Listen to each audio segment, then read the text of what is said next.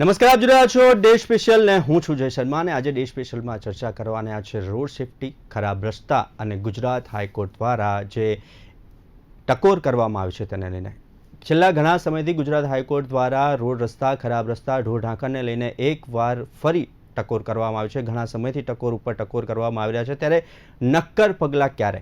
કેમ કે કેટલાક આંકડાઓ જે સામે આવ્યા છે, અમદાવાદમાં દરરોજ એક વ્યક્તિનું અકસ્માતમાં અવસાન થાય છે અને 2025નો જે આંકડો સામે આવ્યો છે જેમાં 40 લાખ ઈ મેમો ફાટ્યા છે, એટલે કે રોજના 11,000 મેમો ફાટે છે, તો પણ રોડની જે સુવિધા મળવી જોઈએ તે લોકોને નથી મળતી।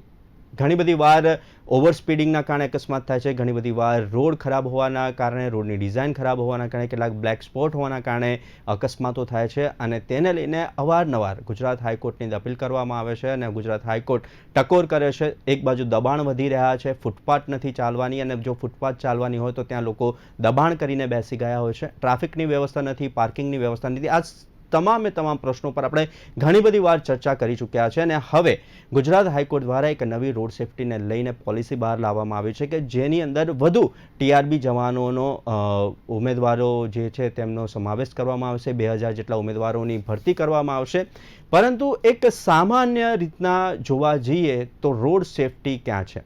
રોડ સેફટી ઉપર ચાલનાર જેટલા બી વાહનો છે તે પરફેક્ટ છે કે નહીં તે પણ એક મોટો સવાલ છે। બીજું કે રોડ ઉપર જે સાઇનબોર્ડ છે તે છે કે નહીં, અને જે રોડ ઉપર સાઇનબોર્ડ છે તો તે સાઇનબોર્ડનું નિયમો પાલન થાય છે કે નહીં તે પણ એક સવાલ છે। કોમન સેન્સની વાત આવે છે, સિવિક સેન્સની વાત આવે છે તો તેની સામે સરકાર જે રોડ રસ્તા બનાવે છે તે આપણે જોયા છે કે અત્યારે રોડ રસ્તા કેવી હાલતમાં છે, બદતર હાલતમાં છે, જ્યાં બી જુઓ ત્યાં ખાડે જ ખાડા જોવા મળી રહ્યા છે અને તેના કારણે પણ અકસ્માતો વધી રહ્યા છે। કેટલીક એવી ડિઝાઇનો છે જે બ્લાઇન્ડ સ્પોટ છે, કેટલાક પિલર્સ નડે છે, કેટલીક ટર્નની અંદર પ્રોબ્લેમ થાય છે, આવા ઘણા બધા પ્રશ્નો છે અને તેની વચ્ચે અત્યારે સફાળી સરકાર જાગી છે।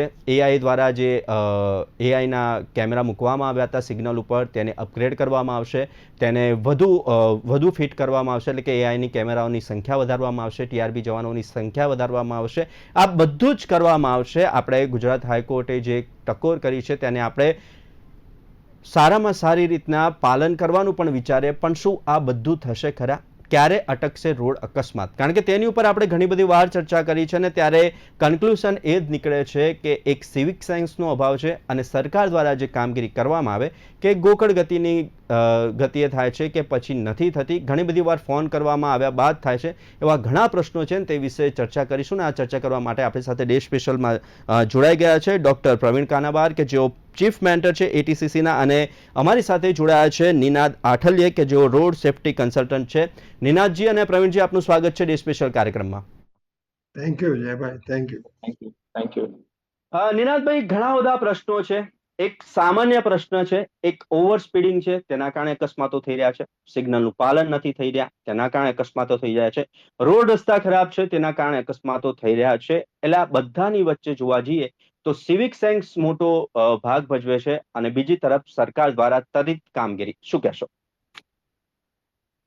હવે આપણે જો અકસ્માતો કહીએ તો અત્યારે જે વર્લ્ડ ઓવર જે રોડ અકસ્માત જે લડવાની જે આપણે રોડ અકસ્માતની જે સ્ટ્રેટેજી છે એ બેઝ કરે છે સેફ સિસ્ટમ અપ્રોચ ઉપર। તો સેફ સિસ્ટમ અપ્રોચ શું કહે છે કે એ રેકોગ્નાઇઝ કરે છે કોઈ પણ એક અકસ્માત પાછળ કોઈ એક જ કારણ હોતું નથી, મલ્ટિપલ વસ્તુઓ જ્યારે ભેગી થાય છે ત્યારે અકસ્માત બને છે ને ત્યાં એમાં કોઈને ઈજા થાય છે કે વ્યક્તિ મૃત્યુ પામે છે। એટલે આમાં આપણે જો કારણ અલગ અલગ છે તો આપણે બધા મોરચા ઉપર કામ કરવું પડે તો જ અકસ્માત માં ડેથ નિવારી શકાય। આપણે ક્યારે પણ આ એક વસ્તુ બહુ સ્પષ્ટ છે કે એવો દિવસ નહીં આવે કે અકસ્માત 0 બનશે, પણ હા, અકસ્માતનું જે પરિણામ હોય છે કે ડેથ કે ગંભીર ઈજાઓ, મૃત્યુ કે એ આપણે નિવારી શકાય છે। તો આમાં જે ચારેય આના એરિયાઝ છે, એન્જિનિયરિંગ છે એટલે રોડ એન્જિનિયરિંગ છે, એન્ફોર્સમેન્ટ છે, સર્વવ્યાપી ને રિલાયબલ એન્ફોર્સમેન્ટ છે, એમરજન્સી કેર, આપણે જે કીધું કે અકસ્માત આપણે ક્યારે એવો દિવસ નથી આવવાનો કે અકસ્માત 0 થઈ જશે, પણ હા, આપણે અકસ્માત બનશે આપણે પણ એમાં જો એમને એમરજન્સી કેર આપણને જો મળી જાય ગોલ્ડન અવરમાં એટલે અકસ્માતના કલાકમાં, તો આપણે મૃત્યુ કે ગંભીર ઇજાઓ ટાળી શકીએ છીએ। ને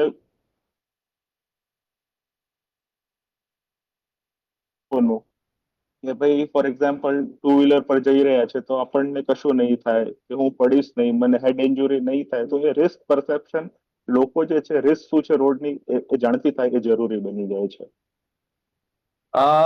કાનાવર સર, આપણે ઘણી બધી વાર આ મુદ્દે ચર્ચા કરી છે, કેટલાક આંકડાઓ સામે આવે છે, પરંતુ તેની સામે આપણે આજે ટેકનોલોજી તરફ વધીએ કે એઆઈ ટેકનોલોજીનો ઉપયોગની વાત થઈ હતી. સિગ્નલના જે નંબર્સ છે, જે વેઇટિંગ પીરિયડ છે તે વધી જશે ઓટોમેટિકલી એઆઈના આધારિત. પછી એઆઈના આધારિત ફોટો પડશે અને તેના ઈ મેમો ઘરે ઘરે પહોંચશે. ઈ મેમો ઘરે ઘરે પહોંચી ગયા તો પણ સવાલ એ થઈ રહ્યો છે કે શું લોકો ઈ મેમો ભરવા માટે તૈયાર છે પરંતુ નિયમોનું પાલન નથી કરવું? શું પોતાના જીવની તેમને કિંમત નથી? કારણ કે ઈ મેમો ત્યારે જ આવે છે કે જ્યારે તમે કોઈ નિયમોનો ભંગ કર્યો હોય. અને આવા ઈ મેમો રોજના 11,000 જનરેટ થયા છે, ગયા વર્ષના જે પ્રમાણે આંકડાઓ છે તેને લઈને શું કહેશો? જયભાઈ, પહેલી વાત તો તમે મને આભાર આ કાર્યક્રમ જોયો છે એના માટે. અને આજે મને આનંદ થયો નિનાદભાઈને પણ મળવાનો આપના આ કાર્યક્રમ થ્રુ. હવે અકસ્માતનું કારણ કોણ?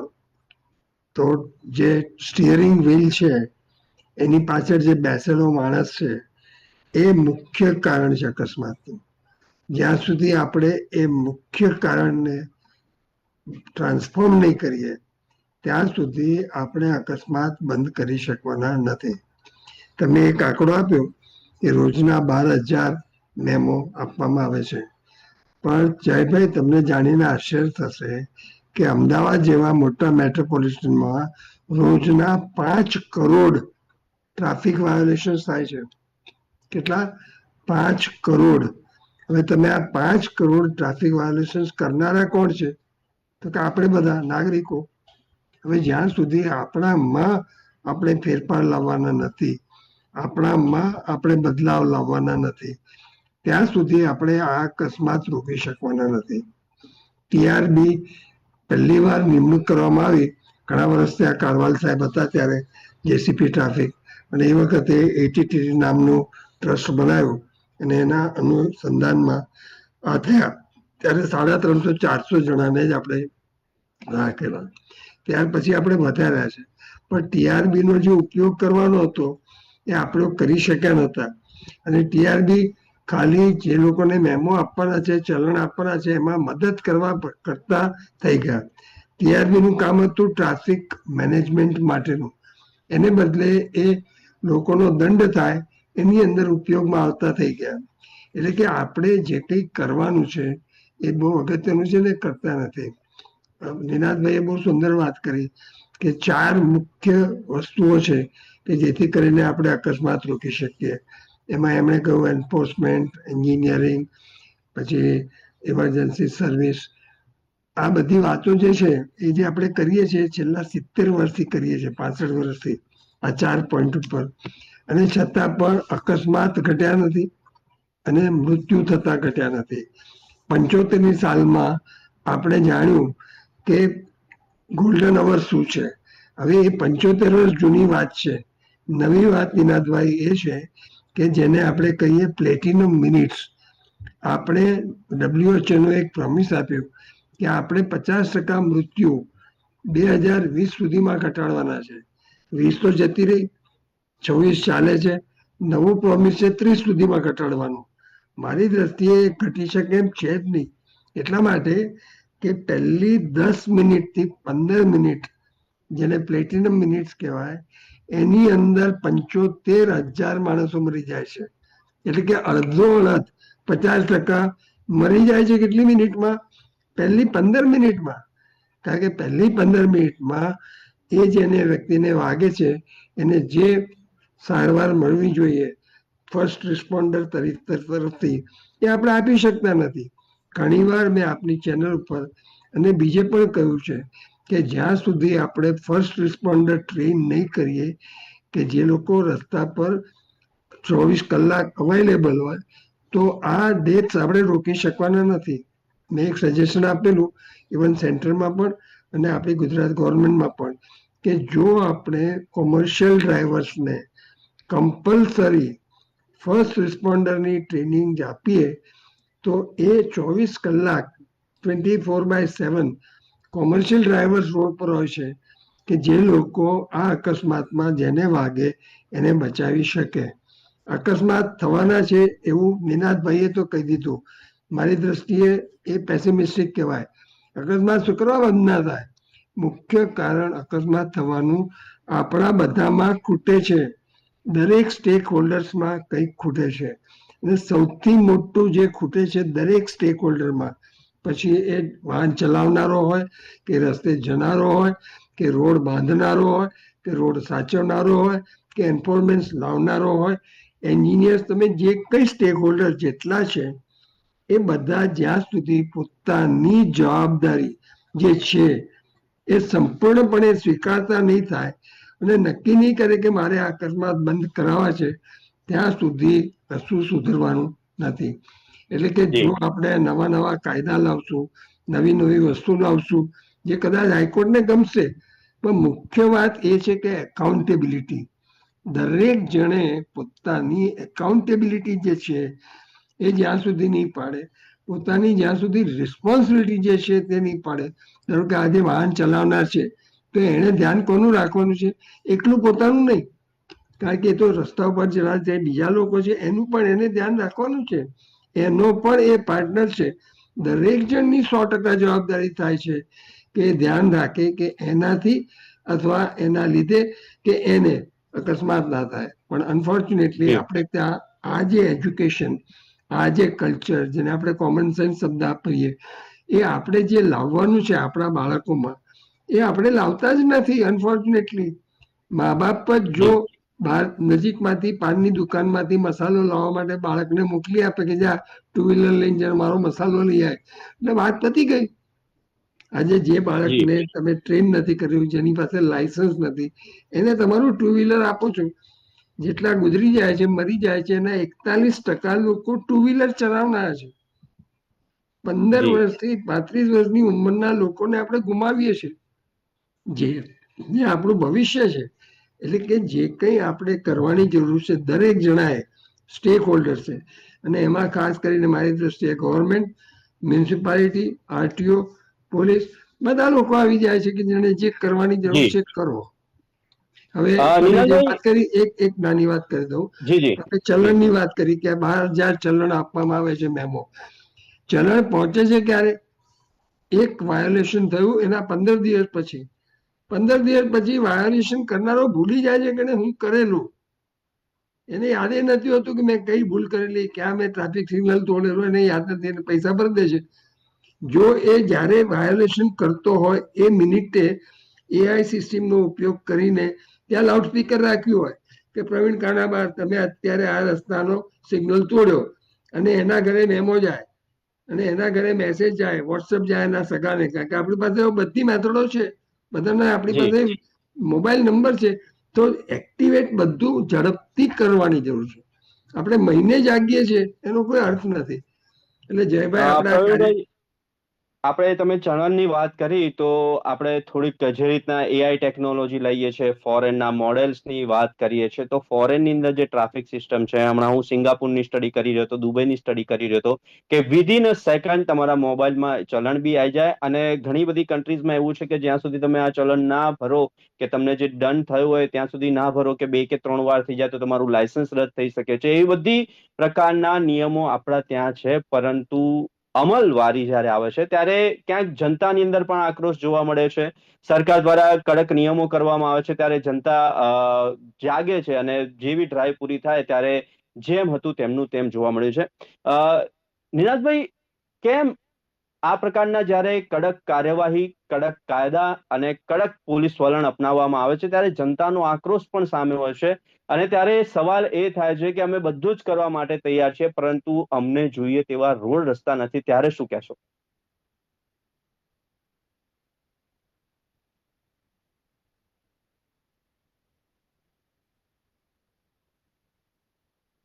નિનાદભાઈ, આપનો અવાજ નથી આવી રહ્યો. આઈ થિંક માઇક મ્યુટ લાગે છે.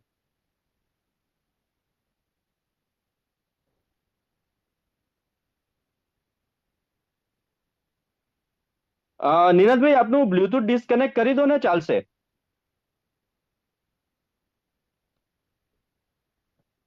તો એમસીની નવી ટ્રાફિક રોડ સેફટી પોલિસી છે જેની અંદર કેટલીક તો કરવામાં આવી છે કે જેની અંદર 6000 નવા એઆઈ કેમેરા ઉમેરાશે.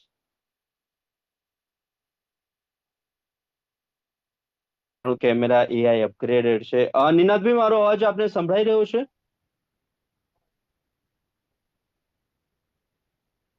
નિનાદભાઈ, નિનાદભાઈ, મારો અવાજ આપને સંભળાઈ રહ્યો છે? હેલો. હા જી.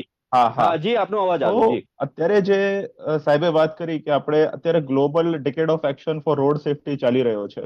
હવે રોડ સેફટીના જે આપણે અપ્રોચ છે એમાં 3 પાયા છે. પહેલું આપણે માનીએ છીએ કે માનવ માત્ર ભૂલને પાત્ર, હ્યુમન્સ મેક મિસ્ટેક.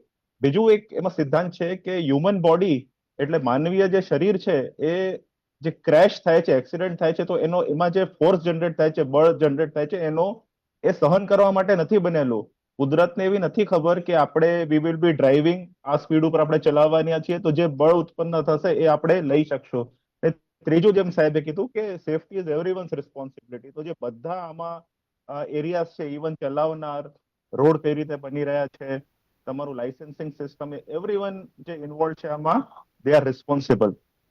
તો પેલી વાત એ છે, તો આ સમજી લેવું. તો મેં જે બીજી વાત કરી, તમે કીધું કે કેમ એટલે એન્ફોર્સમેન્ટ કેમ જરૂરી પડી જાય છે, તો લોકોને જેમ અત્યારે 48% ડેથ જે છે ટુ વ્હીલર રાઇડર્સની થાય છે, તો હેલ્મેટ ન પહેરવાથી જે ટોટલ ટુ વ્હીલર રાઇડર્સની ડેથ થાય છે એમાંથી 80% લોકો જે છે એ હેડ ઇન્જુરીથી એમની ડેથ થઈ રહી છે. તો શું થાય છે, જ્યારે તમે નીચે પડો છો તો ત્યારે તમારું જે સ્કલ છે, તો એ જ્યારે રોડ સાથે પટકાય છે, તો એમાં એ સહન નથી કરી શકતું, જે બળ ઉપયોગ, જે એનર્જી પ્રોડ્યુસ થાય છે, ને તમારું બ્રેઇન ઇન્જુરી થઈ જાય છે, એ જે ડેથ કા પછી યસ. એમાં એનો રિઝલ્ટ થઈ શકે છે.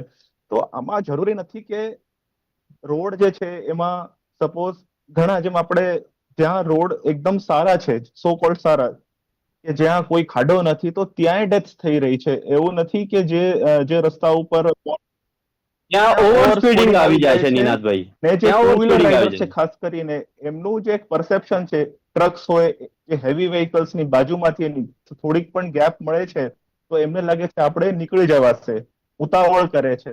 તો એવા જે ઇન્ટરેક્શન છે એ ખૂબ જ ડેન્જરસ થઈ જાય છે. જે રોડ ઉપર મોટા વ્હીકલ્સ સાથે નાના વ્હીકલ્સનું ઇન્ટરેક્શન થતું હોય, ઓવર સ્પીડિંગ થતી હોય છે, તો ત્યાં ટુ વ્હીલર રાઇડરના એક્સિડન્ટના ચાન્સ વધી જાય છે. અને સાથે જો એમણે હેલ્મેટ ના પહેરી હોય, તો જો એક્સિડન્ટ થાય છે, તો એનો રિઝલ્ટ જે છે એ ડેથ થઈ શકે છે, ગ્રીવિયસ ઇન્જુરી થઈ શકે છે.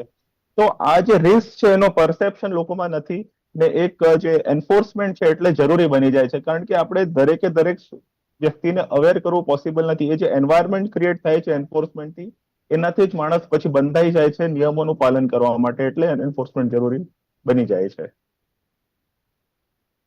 નિનાદભાઈ, જે રીતના એએમસીએ નવી રોડ ટ્રાફિક સેફટી પોલિસી લાવ્યા છે, જેની અંદર કેટલાક કેમેરા ઉમેરવામાં આવશે. 6000 નવા કેમેરા ઉમેરાશે. 12200 કેમેરા છે જેનાથી મોનિટરિંગ કરવામાં આવશે. 2000 નવા ટ્રાફિક જવાનો છે, તેમની ભરતી કરવામાં આવશે. આ બધી જ પોલિસી છે, તેની અંદર ટ્રાફિકની છે, પછી કેટલાક જંકશન છે તેનું મોનિટરિંગ કરવામાં આવશે, ને કેવા પ્રકારના પગલાં લેવામાં આવે તેને લઈને પણ હવે ફૂટ ઓવરબ્રિજની એ બધાની રચના કરવામાં આવશે. આ બધી જ સમસ્યાઓ જે વધી રહી છે, ક્યાંક દબાણ અને ખરાબ રોડ રસ્તા અને સિવિક સેન્સ, આ 3 ઉપર આપણે ચર્ચા કરી. પરંતુ કેટલીક વાર આપણે જોઈએ છે કે ઓવર સ્પીડિંગ અત્યારે એક ટ્રેન્ડ બની ગયો છે. સારી મોંઘી કાર છે એટલે મારે સાઇનબોર્ડ પ્રમાણે ચલાવી, 70 ની સ્પીડ છે તો અરાઉન્ડ 120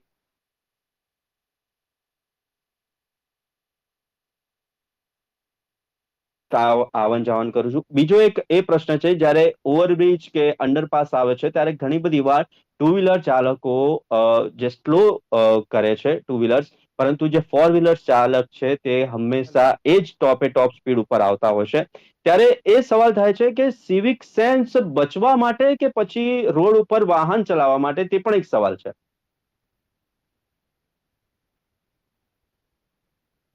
સિવિક સેન્સ એટલે જે પણ રોડના જે રૂલ્સ છે, તમારે રૂલ પ્રમાણે તમે ચાલો તો જ તમે એક્સિડન્ટને ને જે ડેથ છે એને નિવારી શકો છો. તો સિવિક સેન્સ એટલે it is not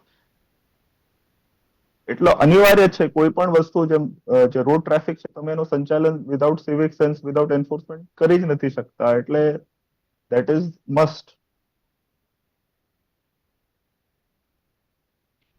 Pravin sir, હવે આવીએ બીઆરટીએસ, એએમટીએસ અને એના કોરિડોર ઉપર. હવે બધાની કોરિડોરની બાજુમાં હોય છે જનરલ વ્હીકલ માટેનો રસ્તો અને ત્યારબાદ હોય છે એક સર્વિસ રોડ. કેટલીક જગ્યાએ તો સર્વિસ રોડ નથી, ફૂટપાથ હોય છે, પણ ફૂટપાથ ઉપર દબાણ અને ખરાબ રસ્તા. અત્યારે જ્યાં જુઓ ત્યાં કપચી જ કપચી જોવા મળી રહી છે રોડ રસ્તા ઉપર. સવાલ એ પણ થાય છે કે ચલો વરસાદ છે, રોડ રસ્તા ખરાબ થયા છે, ક્યાંક ખાડા પડ્યા છે, તો છેલ્લા 10 દિવસથી હું જે રોડ ઉપર આવું છું ત્યાં એટલી ટુ વ્હીલર ચાલક જો ત્યાં બ્રેક મારે તો એ સ્લીપ ખાઈ જશે. કેટલાક ખાડા છે રોડની વચ્ચે છે, તે પણ કેટલા જવાબદાર. અને સરકાર તંત્ર જો આટલું બધું કામ કરી રહી હોય, રોડ રસ્તા ધોવાઈ ગયા છે તેવી ખબર જ છે કે ચોમાસામાં આ વસ્તુ થાય જ છે, તો સરકાર દ્વારા ત્વરિત પગલા ન લેવા જોઈએ? પહેલી વાત તો એ મારી દ્રષ્ટિએ કે એએમસી એક એ જવાબ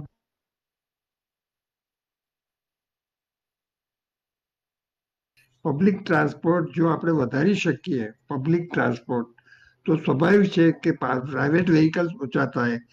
જે રીતે જયભાઈએ વાત કરી આપણા નિનાદભાઈએ 48% ડેથ્સ થાય છે ટુ વ્હીલર્સ વાળાના થાય છે. ટુ વ્હીલર્સ વધે છે કેમ? હમણાં જ હું આવતો હતો ટેક્સીની અંદર જલ્દી મારા ઘરે અને ડ્રાઈવર જોડે વાત થઈ અને એકદમ એ દુખી થઈ ગયેલા. કેમ ખબર છે? કારણ કે હવે એટલી બધી ટેક્સીઓ વધી ગઈ છે, એમાં જાણે બહુ કમાણી હોય એવું માનીને લોકો હવે ટેક્સીઓ ચલાવતા થઈ ગયા છે. કહેવાનો ભાવ શું છે કે જ્યાં સુધી ચલાવનારો પોતે જવાબદારી સ્વીકારે નહીં ત્યાં સુધી કંઈ થવાનું નથી. હવે હું એએમસી ની વાત કરતો હતો. સાહેબ, તમે જેટલા 4 રસ્તા ઉપર જોશો સૌથી વધારે ટ્રાફિક સિગ્નલ જમ્પ કરનારા એએમસી ના ડ્રાઈવરો છે, બીઆરટીએસ ના ડ્રાઈવરો છે. એએમસી એ ડ્રાઈવરો ઉપર કોઈ પણ જાતના પગલા લેતી નથી અથવા લેતા ડરે છે, કારણ કે એ લોકોના એસોસિએશનો છે. અને એક તમે એએમસી ના ડ્રાઈવરને ધારો કે કંઈક કર્યું તો એ હડતાલ પર જાય એટલે આખું શહેર બંધ થઈ જાય. હવે આ જાતની જે મેન્ટાલિટી છે આપણા બધા લોકોમાં કે હું સૌનો બાપ, હું પહેલો, જ્યાં સુધી આ બધું સુધરવાનું નથી ત્યાં સુધી બદલાવાનું નથી. મારી દ્રષ્ટિએ એકલા એન્ફોર્સમેન્ટથી આપણે સુધારા લાવી શકીએ જ નહીં. એટલા માટે કે ફાંસીની સજા તો વર્ષોથી છે, તો એ ખૂન થાય જ છે, રોજ બંધ થયા જ નથી. કોઈ ફાંસીની સજાથી બીતા નથી. એટલે કે એન્ફોર્સમેન્ટ લાવવાની જરૂર છે, પણ સૌથી મોટી જરૂર જે લાવવાની જરૂર છે તે એ કે મારી જવાબદારી એઝ એ ઇન્ડિવિજ્યુઅલ. આજે આપણે રહીએ છીએ સોસાયટીમાં, એકલા રહેતા હોય જંગલમાં તો જુદી વાત છે. અહીંયા તો દરેકે દરેક જણનું ધ્યાન રાખવું પડે. હવે એ જે સંસ્કાર આપણને ધર્મમાંથી મળે, એ સંસ્કાર આપણને આપણા મા બાપમાંથી મળે, આ બધું બહુ અગત્યનું છે. હવે ઝેન જી આવી ગયું છે અત્યારે, જે રીતે હમણાં જે ચાલ્યું આપણે જોયું બધું દિલ્હીમાં અને ઓલ ઓવર ધી કન્ટ્રી, તો સમજ નથી પડતી કે આપણે ક્યાં જઈને અટકશે, ક્યાં જઈને આ વસ્તુ અટકશે. એક્સિડન્ટ તો બાજુ વણઝાર અટકશે. તકલીફ એ થઈ ગઈ છે કે હવે આપણને તો બીક લાગે છે કે શું થશે, આપણા દેશનું શું થશે.